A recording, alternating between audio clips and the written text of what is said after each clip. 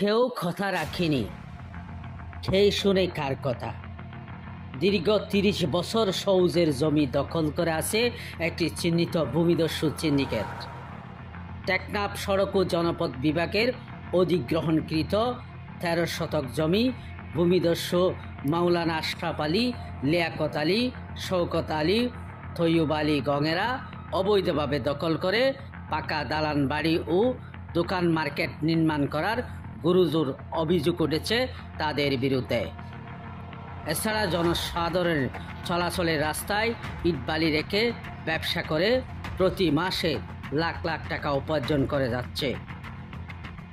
প্রশাসনের নাগের টাকায় এমনটি ঘটলেও কেউ যেন দেখে না।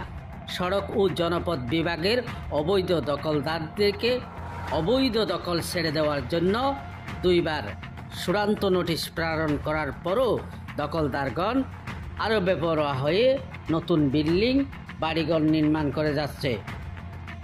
সরকারি অধিগ্রহণকৃত জমি অবৈধ দখলদারের কবল হতে অভিযান করে দখল মুক্ত করার জন্য সংশ্লিষ্ট কর্মকর্তাদের জরুরি পদক্ষেপ নেওয়া প্রয়োজন, এমনটি দাবি করেছেন সচেতন মহল ও এলাকাবাসী।